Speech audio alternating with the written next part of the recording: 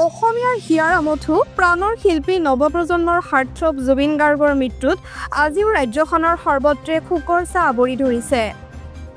জুবিনৰ মৃত্যুৰ পিছদিনাৰ পৰাই বৰপেটাৰ দক্ষিণৰ বৃহত্তৰ মন্দিয়া অঞ্চলত জুবিন অনুৰাগীৰ লগতে বিভিন্ন অনুষ্ঠান প্ৰতিষ্ঠানে শ্ৰদ্ধাঞ্জলি নিবেদন অব্যাহত ৰাখিছে। আজি সন্ধিয়া 6:30 বজাত মন্দিয়া প্ৰেছ ক্লাবৰ কাৰ্যালয় প্ৰাংগণত মন্দিয়া প্ৰেছ ক্লাব, নতুন সাহিত্য পৰিষদ, মন্দিয়া শাখাৰ উদ্যোগত ৰাইজৰ প্ৰাণৰ শিল্পী জুবিন গাৰ্গৰ প্ৰতি শ্ৰদ্ধাৰ্ঘ নিবেদন কৰে। নতুন সাহিত্য পৰিষদৰ ৰাজ্যিক সম্পাদক সোহৰাব আহমেদ, মন্দিয়া শাখাৰ সভাপতি মজিবুৰ ৰহমান, মন্দিয়া প্ৰেছ ক্লাবৰ সম্পাদক মুছাৰফ হুছেইন, উপ সভাপতি নুৰ মহম্মদ আলী, যুৱ ব্যৱসায়ী বাবুল খান সমন্বিতে শতাধিক জুবিন অনুৰাগীয়ে অমৰ শিল্পীগৰাকীৰ প্ৰতিচ্ছবিৰ সন্মুখত বন্তি প্ৰজ্বলন কৰি পুষ্প অৰ্পণ কৰি শ্ৰদ্ধাঞ্জলি জ্ঞাপন কৰে। জুবিন অনুৰাগী যুৱকসকলে চকুলোটুকি মহান শিল্পীগৰাকীলৈ শ্ৰদ্ধা নিবেদন কৰে। শ্ৰদ্ধাঞ্জলি অনুষ্ঠানটিত নতুন সাহিত্য পৰিষদৰ ৰাজ্যিক সম্পাদক সোহৰাব আহমেদ, মন্দিয়া শাখাৰ সভাপতি মজিবুৰ ৰহমানে জুবিন গাৰ্গৰ জীৱন দৰ্শন, সাংস্কৃতিক ক্ষেত্ৰত অৱদান চিৰস্মৰণীয় হৈ ৰ'ব বুলি ভাষণ প্ৰসংগত উল্লেখ কৰে। শ্ৰদ্ধাঞ্জলি অনুষ্ঠানটিৰ আধৰা নতুন সাহিত্য পৰিষদ, মন্দিয়া শাখাৰ সম্পাদক ছামেজ আহমেদ সকলোৰে প্ৰাণৰ শিল্পী জুবিন গাৰ্গৰ আদৰ্শক জীয়াই ৰাখিবলৈ গছ, ফুল, জীৱ, দুখীয়া দৰিদ্ৰক সেৱা কৰিবলৈ, বিশেষকৈ জাতি ধৰ্মৰ নামত যাতে অসমীয়াক কোনেও ভাগ কৰিব নোৱাৰে তাৰ প্ৰতি অনুৰাগীক সচেষ্ট হ'বলৈ লগতে মন্দিয়াতো জুবিন গাৰ্গৰ স্মাৰক আদি নিৰ্মাণ কৰাৰ বাবে জুবিন অনুৰাগীলৈ আহ্বান জনায়। ইয়াৰ এক প্ৰতিবেদন আগবঢ়াইছোঁ। মন্দিয়াৰ পৰা নুৰ মহম্মদ আলীৰ ৰিপৰ্ট, মন্দিয়া এক্সপ্ৰেছ, বৰপেটা।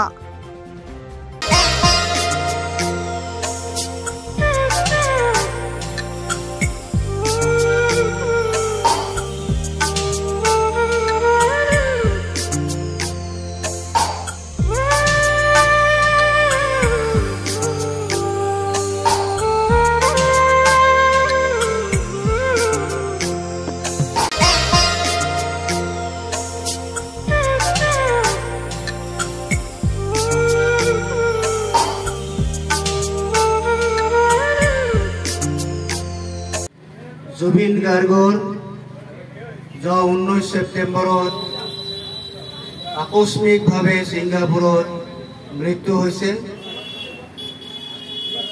আৰু সেই প্ৰাণৰ শিল্পীগৰাকীক ৰাজ্যৰ বিভিন্ন প্ৰান্তত অসমীয়া ৰাইজে শ্ৰদ্ধাঞ্জলি অনুষ্ঠান অনুষ্ঠিত কৰিছে।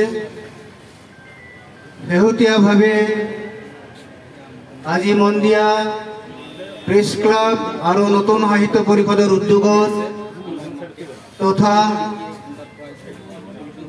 আনোৱাৰ মাৰ্কেট, আবুল হুছেইনৰ মাৰ্কেটৰ যিসকল যুৱ ব্যৱসায়ী আছে, সমবেত ব্যৱসায়ী যুৱ বন্ধুসকল, আজিৰ যি শ্ৰদ্ধাঞ্জলি অনুষ্ঠান, এই অনুষ্ঠান এজন শিল্পীক সাধাৰণ মানুহে জনতাই কিদৰে ভাল পায় জুবিন গাৰ্গৰ মৃত্যুত এইটো প্ৰমাণ হৈছে। সাম্প্ৰতিক কালত অসমৰ যি সাম্প্ৰদায়িক মেৰু বিভাজনৰ যি ৰাজনীতি, এই ৰাজনীতিত অসমৰ সমাজ জীৱন ভাগ ভাগ হৈ গৈছিল। জুবিন গাৰ্গৰ মৃত্যুৰ পিছত সাম্প্ৰদায়িকতা কাক কয়, হিন্দু মুছলমানৰ বিভাজন কাক কয়, যোৱা এটা সপ্তাহত অসমৰ মানুহে পাহৰি গৈছে।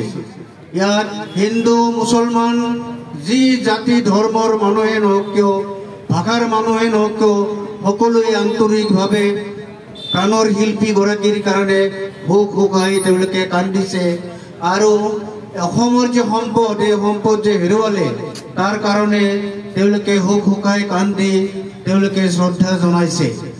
তো অতি কম বয়সত 52 বছৰ বয়সত মৃত্যুক আঁকোৱালি লৈ শিল্পীগৰাকীয়ে 40টা ভাষাত 38,000তকৈ অধিক গান এজন শিল্পীয়ে গাইছে। পৃথিৱীত বৰ বিৰল ঘটনা।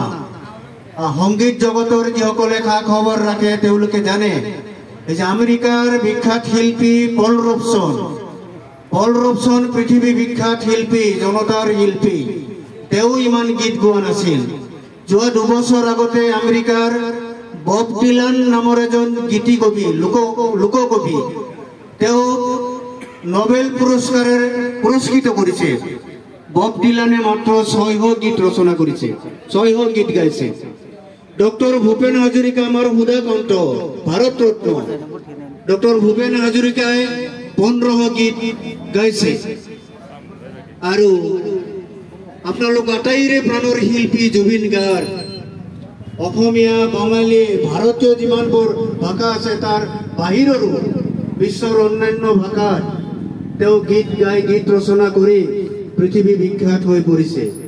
ইতিমধ্যে অসমৰ উপৰি পশ্চিমবংগ বলিউডৰ পৰা বাংলাদেশৰ পৰা বিভিন্ন শিল্প সাহিত্যৰ লগত জড়িত তেওঁলোকক শ্ৰদ্ধাঞ্জলি জনাইছে। আপোনালোকে শুনি আচৰিত হ'ব, BBC লণ্ডনে, নিউয়ৰ্ক টাইমছ আমেৰিকাই, আল জাজিৰাই বিশেষভাৱে জুবিন গাৰ্গৰ প্ৰশংসাৰে কিয়নো আৰু যে তেওঁ মৰা নাই এনেকুৱা লাগি আছে। তেওঁ এটা কথা কৈছিল, ৰহমান দা জপিয়াই দিব, কিমান দ আছে সেইটো নাচাব, যিকোনো কাম কৰাৰ ক্ষেত্ৰত আপুনি জপিয়াই দিব, যাব যে সাকসেস হ'ব পাৰিব। এই যেটো কথা, এই কথাটো আমাৰ যুৱ সমাজে তেওঁ কৈছিল, মই সোশিয়েলিস্ট লেফট, মই সামাজিক এজন বামপন্থী, যি সমাজত সুখৰ বঞ্চনা নাথাকিব, যি সমাজত উচ্চ নিচ ভেদাভেদ নাথাকিব, যি সমাজত জাত পাত নাথাকিব, যি সমাজত ধৰ্মলৈ কাজিয়া নহব, তেনেকুৱা এখন সমাজ বিচাৰিছিল জুবিন গাৰ্গে। আৰু যাৰ কাৰ্যকলাপ আছিল, যি কাম কৰি ভাল পাইছিল, সেইবিলাকৰ মাজেৰে তেওঁৰ গীতৰ মাজেৰে আমি জুবিনক আমাৰ মাজত জীয়াই ৰাখিম। মন্দিয়া অঞ্চলত বহুত জুবিন অনুৰাগী আছে, আমি ভাবাও নাই যে জুবিনৰ ইমান অনুৰাগী আছে। গতিকে আহ্বান ৰাখিম জুবিনৰ কাৰণে